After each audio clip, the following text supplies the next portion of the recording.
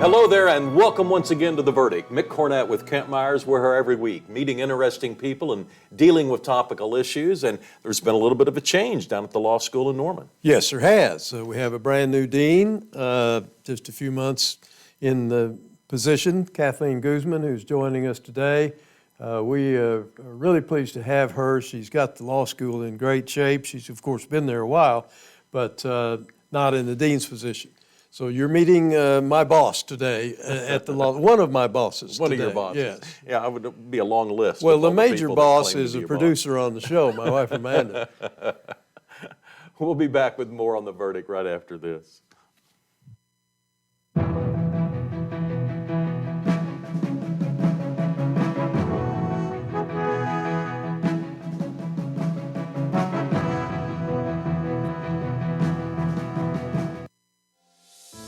Right now, 6 feet can feel like a long ways away.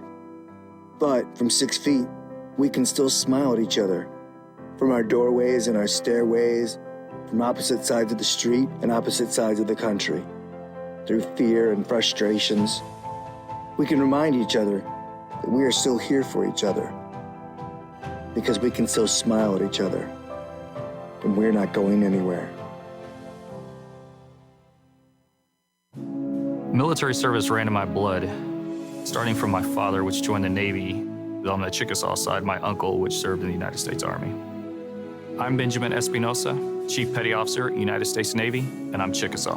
I went to the Secretary of Defense's staff at the Pentagon in Washington, D.C., which ultimately led to becoming a combat support technician for Naval Special Warfare, specifically SEAL Team 10.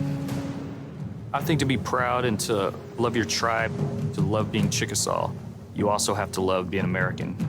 You also have to love everything that America stands for. Equality, perseverance, professionalism, and power. I want my family to know that their father is a good person, but also feels that he has an obligation to the country and to love this nation. Anything worth having is worth dying for. The military and the country owes me nothing. I owe it everything. See more stories about the Chickasaw people at profilesofanation.com.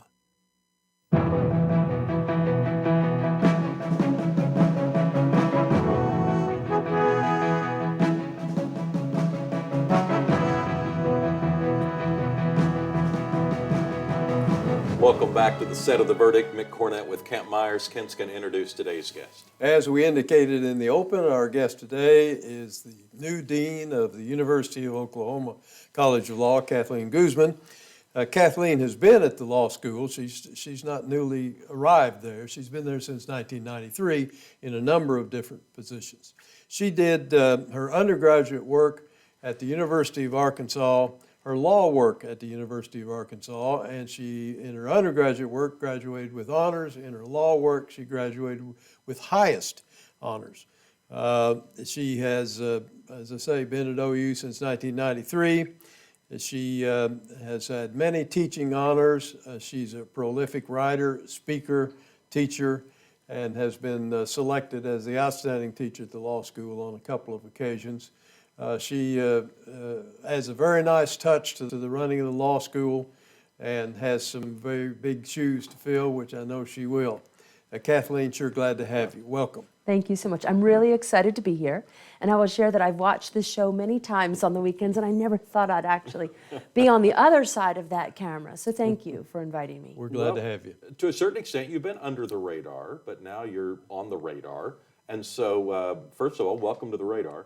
But lastly, what's it been like, taking over a major institution like the OU Law School during a pandemic and during a time when the university was going through a lot of administrative changes in the whole?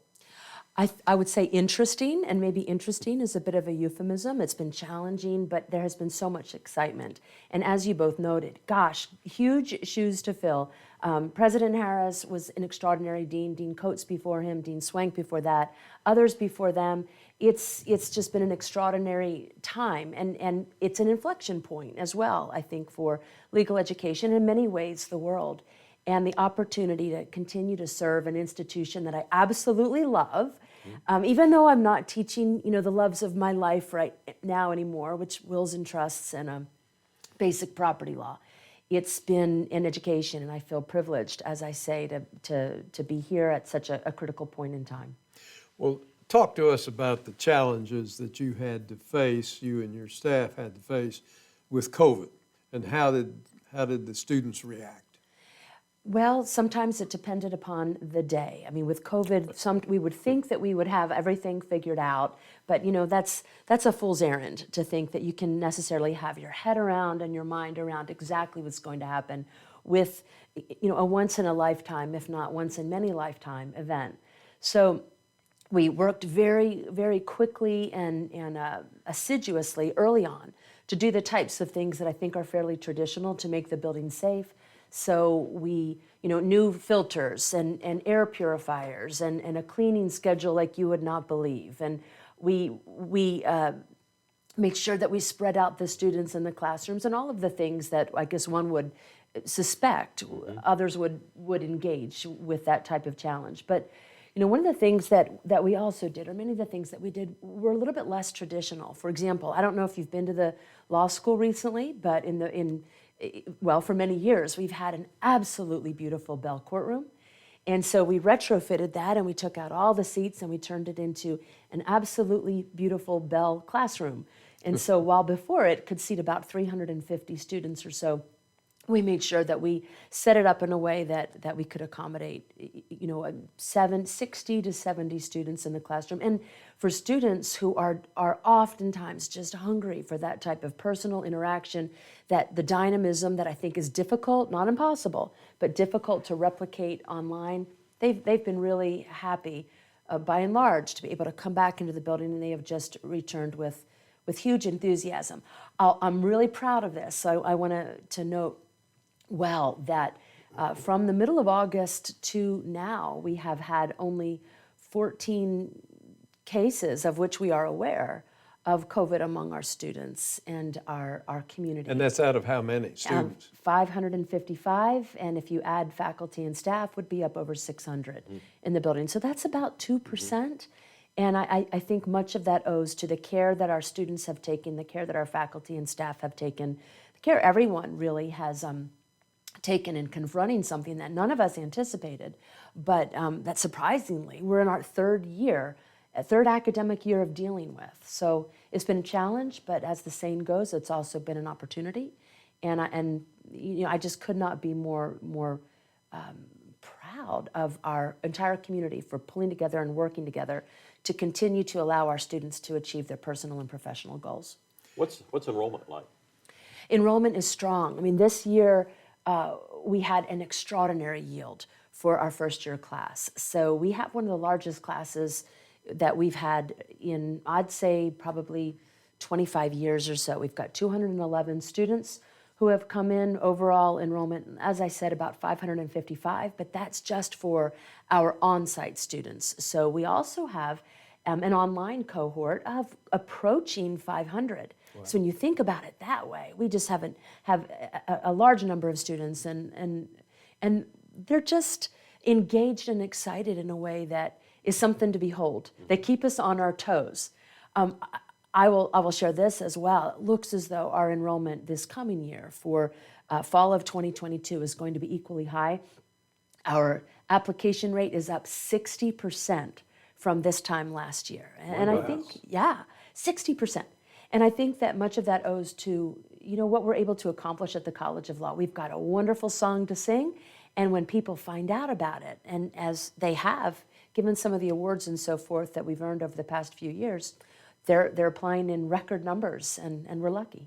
Do you think that's what principally accounts for the applications being way up, the performance that has recently occurred and is getting some publicity? I think that's part of it. I think that's definitely part of it, and perhaps a significant part thereof. I mean, we are known as a best value law school in the country. So last year, I think we were number 5 in the country for best value. This year, we're in the top 20, where we have been for the last 13 or so years. And students are savvy, and they're sophisticated, and they're hungry for that type of return on investment that I think the College of Law has been able to deliver. So that's part of it, but also when they come to our building and they meet members of our community, whether it's other students in the first year class or in the upper level class, or it's our staff who is just a caring group, really engaged, or our faculty who do incredible things, it's really hard, I think, for them not to walk away from that experience thinking, this is a place I'd like to be.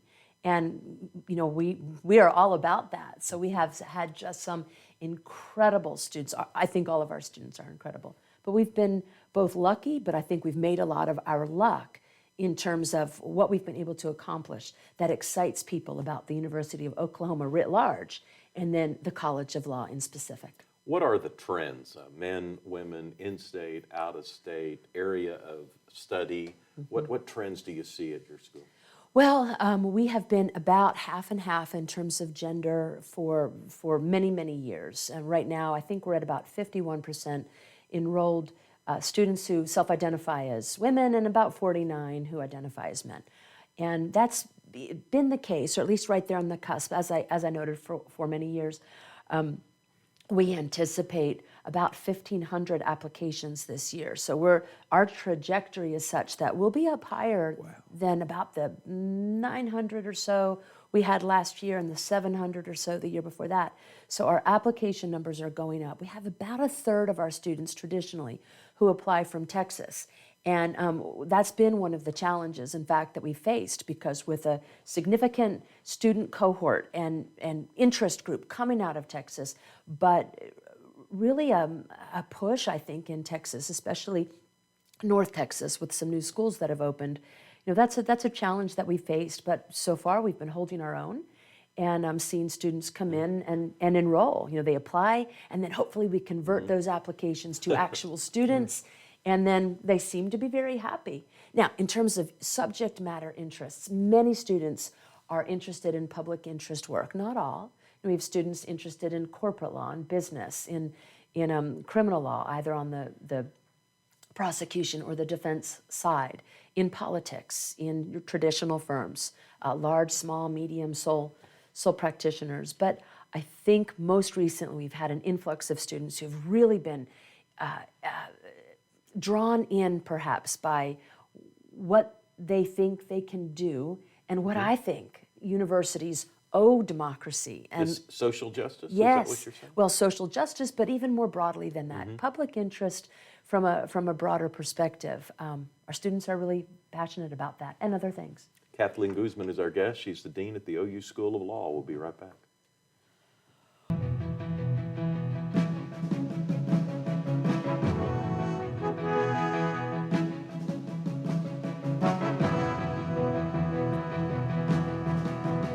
OU Law has a history and heritage that are unparalleled.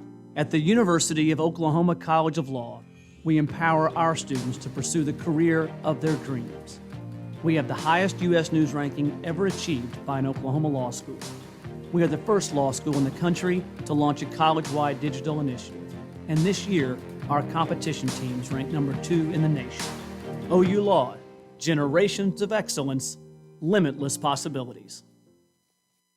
One of the best kept secrets about the post 9/11 GI Bill benefit is that it can be used at a trade school or a technical school, and it doesn't have to be used at a university or college. These are benefits that the veterans have earned through their service, and they should take advantage of it.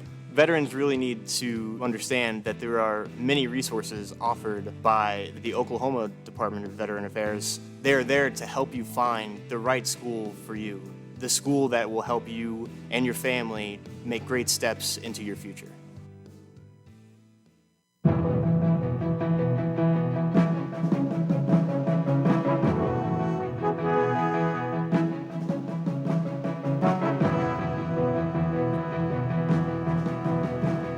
Welcome back to the set of the verdict. Mick Cornett with Kent Meyers and our guest Katheleen Guzman, the dean of the University of Oklahoma's Law School. Well, Dean, talk about the awards that the law school has garnered in the last year or so under your supervision, and others, of course. But Yes. talk about rankings and things like that. Well, there are many that I could share. I'm going to try to give you some of the high points. But last year, for example, U.S. News and World Report, which is a pretty significant ranking every year, ranked us 67th in the country out of 200 law schools. And above the law, which we oftentimes don't like to talk about because when you find yourself in above the law, it might not be for the best of reasons. Last year, they determined that we were number 31 in the country. And I hesitate about this because part of me gets concerned about rankings, that sometimes I feel like you can sneeze and then a ranking can change. But it's important. It's important to our community. It's important to students who are gauging whether the University of Oklahoma College of Law is the place they would like to be. And moreover, I think that together, all of these rankings, and I'm going to share just a few more if you'll indulge me, but they provide corroborating evidence of that which we feel like we know inside, which is that we're doing the next right thing as well as we can. We're discerning what we do well and expanding on that. We're discerning where maybe we have some room for growth and then focusing on that. And then from my perspective and our colleagues' perspective, I think really if we can focus on those fundamentals, bar passage rate, cost, return on investment, low debt load at graduation, faculty members who have been identified by our students as being in the top 20 law schools in the country in terms of accessibility, in terms of quality of the educational experience, in terms of what goes on within the classroom. If we can take those things together and focus on those things, then rankings, they tend to come so that dogs can wag tails in a sense rather than tails necessarily wagging dogs. So we are focusing on doing the right things. And then we've been not lucky, but we've been fortunate that what we have done has been recognized and has been noticed in many different ways. Not so much this year, but certainly last year, educators at all levels, from pre-K through high school, through graduate schools, through postgraduate schools, they're all concerned about what was the level of instruction during that COVID year. Did we put enough into it? Did the students extract it? Were they shortchanged? Do you have a take on that? What is that calendar year look like, that school year look like? It looks like a strong one. It looks like a solid one. It looks like one where our students stepped up, our faculty and staff colleagues stepped up, and were able to continue to deliver on the quality education that we've been known for just year over year over year. I mean, one metric of that, it might be a small one, but one metric is the bar examination. And this was the first year that Oklahoma adopted the uniform bar examination, which was different than, it tested things in a different way and with a different focus than it had in years past. And our students, I mean, I owe it to their resilience, their grit, their determination, the quality of our faculty in providing a level of instruction that matters, and engaged staff, alums who support our students in incredible ways. But they stepped up and they passed that with the highest bar passage rate in the state. And moreover, many of our students secured scores on the bar examination that will permit them to practice across the country in any of the states that have also adopted the UBE, and even with higher requisite scores than our students, or than Oklahoma has so far set. I mean, they just knocked it out of the park. And that's nothing new. Again, it's only one measure. But it's an important one. It's an important Yeah, one because we owe it to recruit students and to graduate students and to help them pass the bar and to help them find personally Well, if it had been, fulfilling. if you hadn't, then I think everyone would have had to, kind of retrace their steps and examine, because we may go through another pandemic, Right. a year from now or 10 years from now. We don't really know. But we could, measure how we did during that 1 year by a handful of things, and that's good to know that at least by that metric, you feel like you did the best you could and your students stepped up. Well, at all levels, I might say, the going to a virtual teaching system from a face-to-face system is quite a change, and there's a faculty support group at the law school that made that change doable by people with not much technical background like myself. You weren't alone. Well, and you still aren't. Well, but I just always felt like I was supported to be able to teach the way that I needed to through that virtual year. And there were people helping me all the time. They were in my classroom saying, "What can I do to help you?" And I think that accounts. It's the behind-the-scenes support It that is. do not necessarily get the high marks because they don't get graded. But I can say they ought to get high marks. They do, and they were in there sometimes on weekends and late at night doing that type of support for all of us that allowed people to come in and continue to engage in ways that didn't require that level of technological sophistication. Yeah. But at this point, wow, this is just another tool in the toolkit. I think we would, I think it would be an unwise decision to take what we've learned throughout this pandemic, including different ways of and modalities of delivering education and inviting engagement, and just say, well, we're going to set that back on the shelf, and there's no longer a place for that. I mean, we know well that from affordability and accessibility perspectives, many of the lessons that we've learned as an institution, as individuals, and as students are going to transcend this time and place because the world is changing. So we got to move right along with it. Let me ask a different question. What are your dreams for the law school? What are the challenges that you're going to face? Well, I'm going to start with the challenges, and I'm going to flip those and think about them as opportunities as well. Because a challenge is nothing more than another way to learn. But at least right now, the most immediate challenges are probably those that emanate from some of the states around us. We've got roughly 200 law schools that are ABA approved.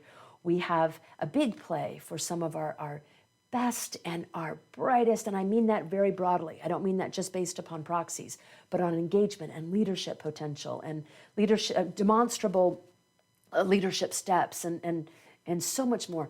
But they're being really encouraged to head south, maybe to another state, and we would love to keep the future of Oklahoma here and be able to continue to engage with them in meaningful ways. So there's a play from some other schools that we're just going to have to keep on top of. And as I've said, we've done it so well, and I think we can continue to do it. Now, when I think broadly about opportunities, I like to think about it this way. I think that a Juris Doctorate can and should be about more than a strictly legal education. And then conversely, a legal education can and should be about more than the JD. And that's going to require creativity and flexibility and innovation and collaboration. I mean, my heavens, think about it this way. We have an incredible academic medical center here at OU, right? And we have, with 7 colleges, which is virtually unheard of. And we have these extraordinary opportunities for collaboration and partnership because we are a major research institution. And that type of integration with the College of Business, with Fine Arts, with the Health Science Center, that's going to be, I think, where we make our biggest steps and strides, and I'm excited. We always talk about higher ed and fundraising. Do you have to spend much of your time in that area, or are you able to focus on the things that most people would hope a dean focuses on? Again, it's a blend, it's a mix, but I'll be honest with you. I was fearful of the fundraising because, well, Who for would many turn you reasons. down? Oh my gosh, many people. Just talked with one of my 3 sons, and they turn me down with great regularity, as do my pets. Okay, about a minute left, Kathleen. Well, I was. This is your chance to make a pitch, I guess. Go ahead. Well, I'll say this. Okay. I've come to love it, and I've come to love it because I've always loved OU Law. I've been here for 28 years. I love the classroom. I love our students. I love our faculty. I love the whole community. But having the opportunity to meet these giants in our profession and talk with them and encourage them and tell them what's going on and then have them say, how can we help? That's been just so heartening. I'm going to quote President Harris. He says, oftentimes, a love, and when you can, make a difference. And in these conversations with some of our alums and friends, we're able to talk about those types of things when they make a difference for us every day. She is Kathleen Guzman, the Dean of the University of Oklahoma's Law School. Thanks so much for coming on The Verdict. Thank you. It's been a pleasure. Thank you. Kent and I'll be right back with more.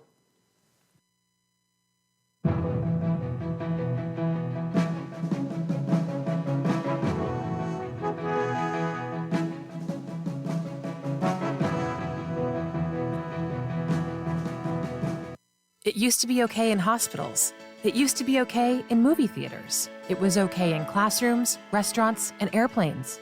But thanks to a greater understanding of the dangers, that's not okay anymore. So now that we know secondhand smoke causes lifelong health problems, why is it still okay to smoke with children in the car? Bottom line, it's not okay. Let's get serious about protecting kids. Join the fight at stopswithme.com. All children deserve a life of hope and love, but sometimes they experience a life of pain, neglect, and abuse. When that happens, each child deserves all the quality assistance and representation that can be offered in our legal system. For more information, call 23-CHILD. Oklahoma Lawyers for Children, helping to bring hope and love back to the lives of abused children. You will always be mom and dad to me. You have children coming from a different lifestyle, different mindset. You have to open your arms and really do what you have to do to have that child become a part of your family. And if it's more patience, that's what you do. Kids got to know they can trust you. And that's what we've tried to do with these kids. You will always be mom and dad to me. The Journal-Record is pleased to be a sponsor of The Verdict. The Journal-Record, since 1903, the best source of Oklahoma business news and legal information.